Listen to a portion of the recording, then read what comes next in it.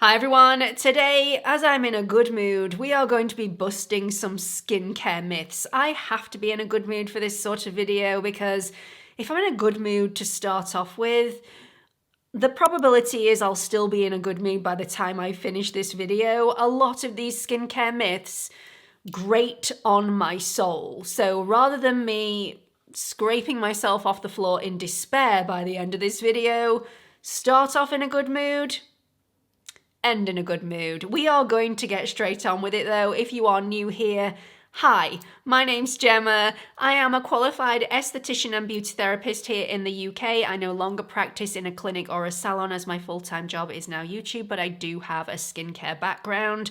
I would love it if at some point in this video you are finding it helpful. Please consider clicking on the like button, the subscribe button, and the notification bell. So let's tackle the first one, and this is one that I got in the comments section not so long ago, and this person, who was a qualified esthetician, said that at-home devices, those nanocurrent, microcurrent, LED devices, any laser devices, they don't work. They just simply don't work. It's all a marketing ploy.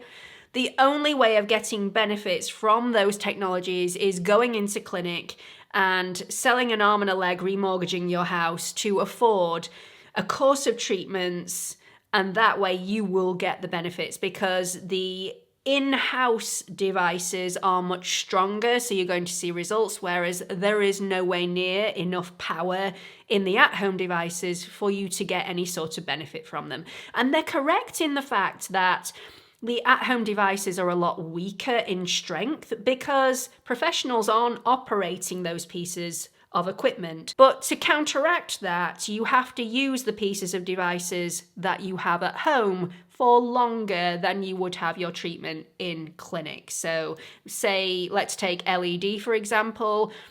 You would use your LED device for 10 to 20 minutes at home, whereas in clinic, it's anything from 2 to 5 minutes. It can be longer, but the really powerful ones, 2 to 5 minutes, will do the entire face. I don't blame this lady at all for saying what she's probably been told, but it's completely incorrect, and I wouldn't tell you anything that was untrue. I am not spouting a lot of science, although this is science-backed.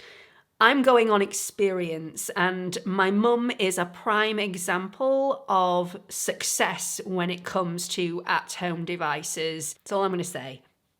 I think we'll leave it there. Let's move on. Skincare myth number 2, mature skin is always dry.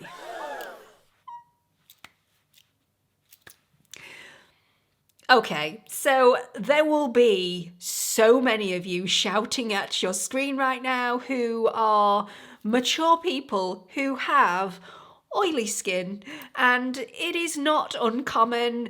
It's unfortunate that a lot of brands cater for mature skin and all they do is throw emollients at the mature people because they think that everybody has dry skin. But hormones are a funny thing. The dry patches that I used to have around this area that were caused by my retinoids generally, and the dry patches that I had on my cheeks and under my eyes, they are disappearing. It's not always the case. Yes, the majority of mature skins are dry, but that is not a blanket statement. There are a lot that have oily or normal skin.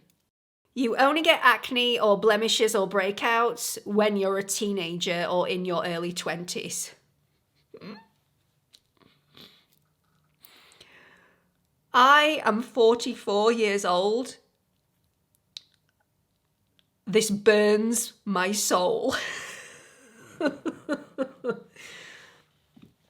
You will have seen my skin over the years if you are a regular to my channel and know that that is not true at all. Once again, hormones are a funny thing. Skin type is a funny thing. If you have acne or blemishes or breakouts, it does not mean that your skincare routine is not good enough. It also doesn't mean that you don't clean your face enough. sometimes it is just what it is. And there are skincare products that will help, but you have to find those skincare products that help for that individual, because every individual is different. You can only use retinoids in your evening skincare routine. This is heard so often and is completely false. You can use your skincare ingredients wherever you want them. I would recommend that you use your retinoids in the evening, because generally we sleep at nighttime unless you work the night shift. So you're at rest and our skin repairs and rebuilds whilst we're at rest, asleep. However, there is no massive rule. If you want to put them on in the morning and it works for you, you go ahead. Next one, you need a separate moisturizer under your SPF. Again, completely false. It depends on your skin type. And it also depends on the SPF that you're using. So the SPF that I love is the Isntree Hyaluronic Acid Watery Sun Gel. In the spring and summertime, this is enough for me on its own, so I don't apply a moisturizer. However, in the autumn-winter months, when I'm wanting a little bit more hydration and nourishment, I either do one or two things. I change this to an SPF that has more hydration and nourishment in it, or I apply a moisturizer before I apply this. Most SPFs have hydrating ingredients within the formula. They don't all have nourishing ingredients within the formula, and if you feel like you need that, then by all means put a moisturizer on that is nourishing before you apply your SPF. However, if you feel like you need something that's really heavy in a morning because your skin's super dry, I would recommend that you find an SPF that does have those really nourishing ingredients within that formula. And the reason that I say that is that if you're applying something with like a moisturizer that is seriously emollient and very occlusive first thing before you're applying your SPF, you're actually stopping that SPF from penetrating the skin as it should. So instead of sinking into the skin, it's sitting on the surface. And if it sits on the surface, if you're applying makeup over the top of it, you've got more chance of it moving around and pilling and balling up on the skin, which means that the barrier that the sunscreen has created will be impaired and you won't get as much protection from your SPF. So although I agree that a lot of the times you can use a moisturizer before you use an SPF and there's no damage in it whatsoever, if you are needing something super, super heavy, it's best to change your SPF and have a lightweight moisturizer on underneath than have a super heavy moisturizer and then damage the protection of your SPF because it's just not getting where it needs to go.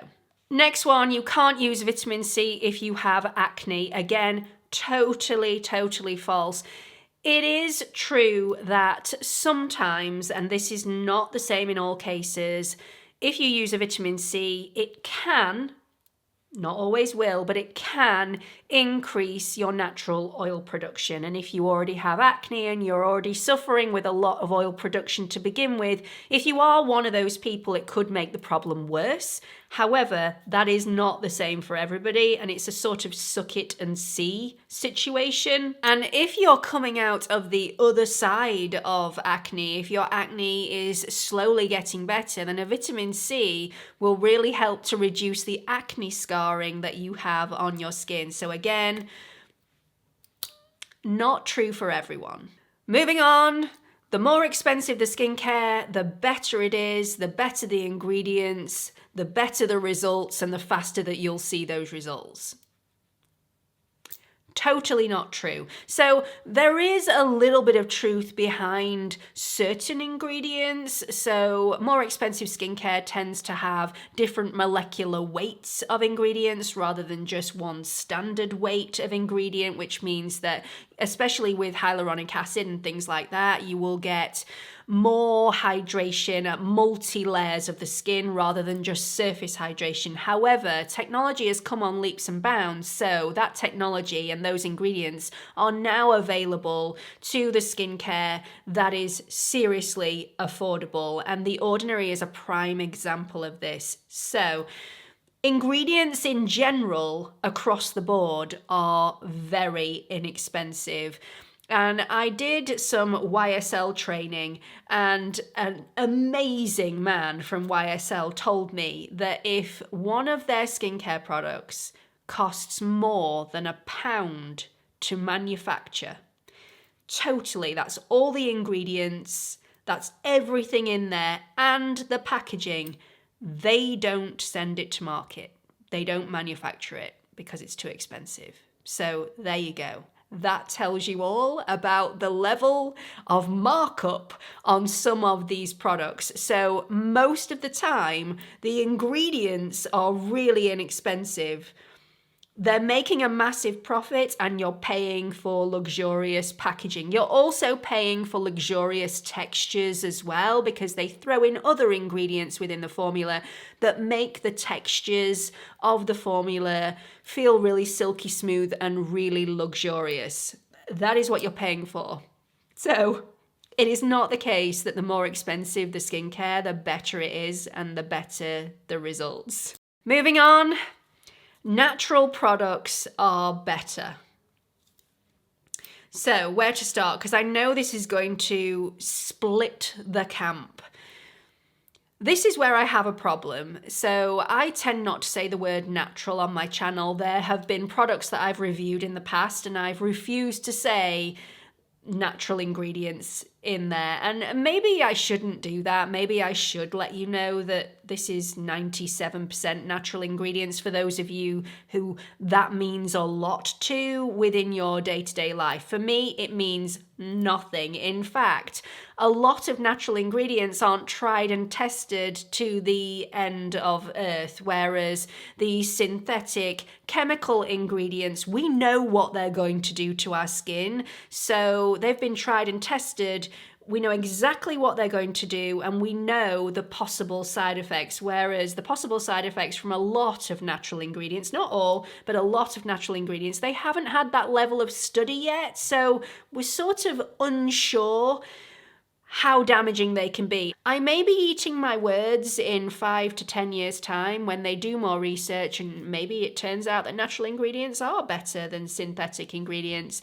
If I find that out, I will come on and I will say I was wrong. But at this point in time, I'm going to say, hand on heart, that is not correct. Tretinoin thins the skin. Okay, so I know where this has come from, but it is false. So there are several layers of the skin, as we know. The one that is the all-singing, all-dancing part of the skin is the dermis. It's absolutely phenomenal. It's the one that gives us plumpness and fullness and absolutely superbness, youthfulness. And there's the top layer of skin that is the stratum corneum, which is the outer layer of the epidermis. When we use tretinoin, it increases cell turnover and we get a bit of shedding.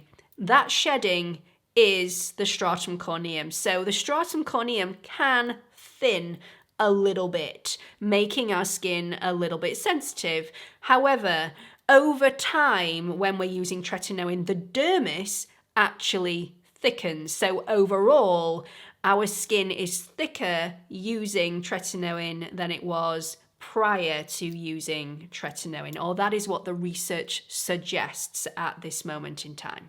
Next up, microcurrent devices reduce wrinkles. So microcurrent devices with prolonged use can increase collagen and elastin production, but you have to have been using them a really long time consistently for that to happen. Generally, the instant results that you see from microcurrent and nanocurrent devices is that plumping and lifting from a muscle workout. The muscles underneath the skin are getting a workout, and that is what is tightened and lifted. It's not the actual skin. But because the muscles are tightened and lifted, it makes it appear like your wrinkles have disappeared. But it's really a little bit like applying hyaluronic acid to the skin. It makes the skin swell with hydration, so it makes your wrinkles look less deep. Whereas if you stop using that hyaluronic acid, your skin will revert back to the way it was before. And that's exactly the same with microcurrent. unless you've been using it for a really long time. I'm not saying microcurrent is bad. My mum absolutely swears by it. It gives her a buzz. It gives her a lift. It really increases her confidence to go out on a daily basis because her skin feels tighter and more lifted and more youthful, and that is phenomenal. But as far as reducing wrinkles permanently, I don't think it's the best device for that.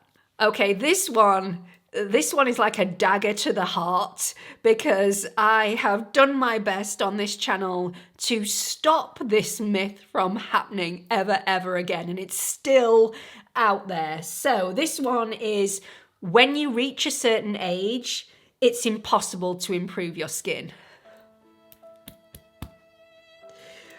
Oh, again, my mum is a prime example for this being completely false. When my mum first started appearing on this channel, her skin was younger than it is now because it was years and years ago, and yet her skin looks better now than it did then, and my mum is 70. So that's where we're leaving that.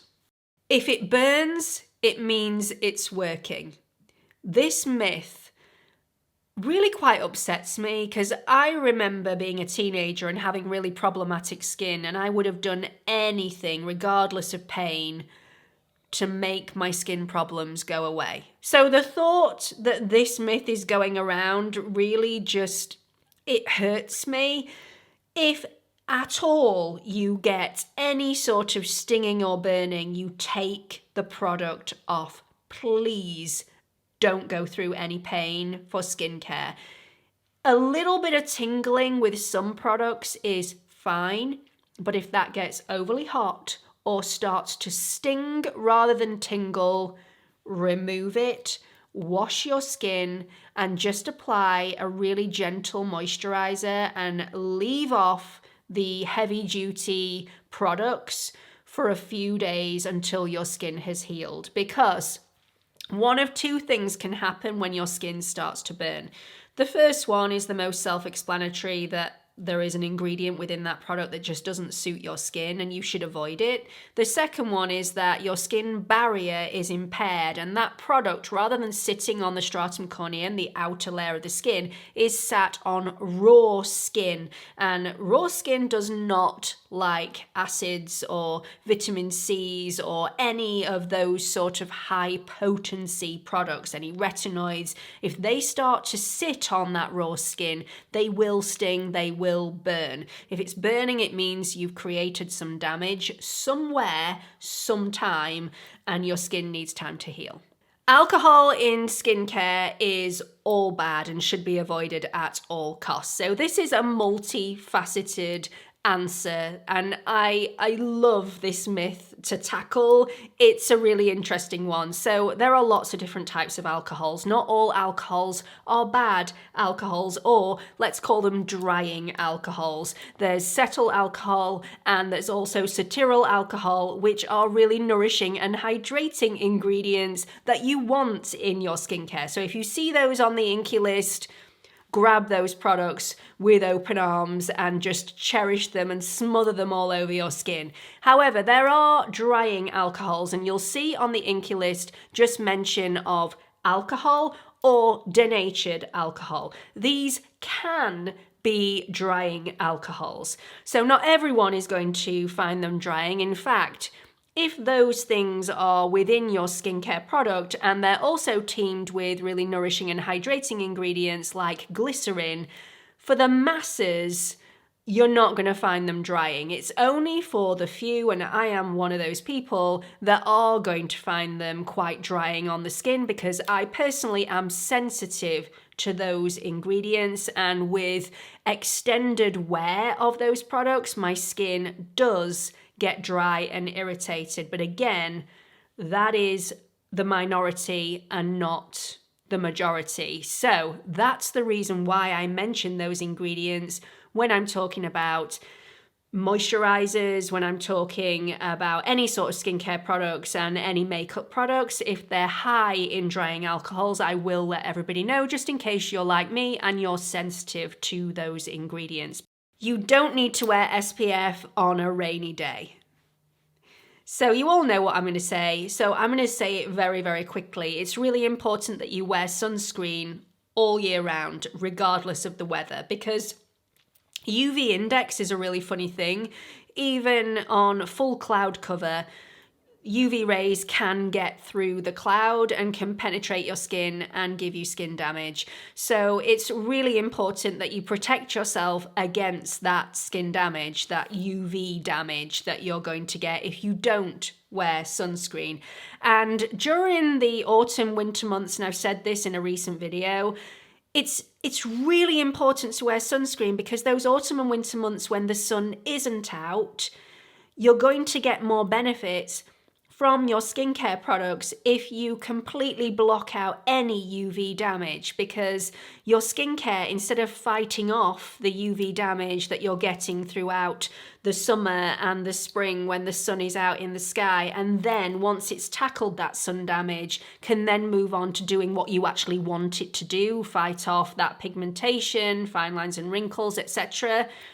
It doesn't have to tackle the sun damage straight away, so it can spend 100% of the time doing what you actually want it to do. So yes, really important to wear SPF to completely block out that UV damage and let your skincare do its job.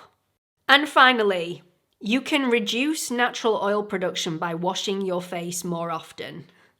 So I was totally guilty of believing this was correct when I was a teenager. I lost count the amount of times that I washed my face in a row just in the hope that my skin will be less oily and I'd have less breakouts, when actually the more times you wash your skin, the more aggressive the products you use on your skin to strip your skin of that oil, the worse it's going to get. Because it is true that if you wash your skin multiple times in a row, you're going to reduce the amount of oil that's on your skin at that given moment. But it's sending a message to the skin that your skin is lacking in oil, and your oil glands go into overdrive and overproduce the oil. So instead of eradicating oily skin, you're actually making the situation worse. So there are so many more myths that I would have loved to have tackled in this video, but I didn't want it to be 5 hours long. So that's where we're going to leave it today. If you like this video, if you want me to do more of them, please click the like button. Also, let me know the skincare myths that you know are completely untrue in the comments section. I really hope you've enjoyed this video. Please don't forget to like and subscribe, and hope to see you all in the next one. Bye everyone.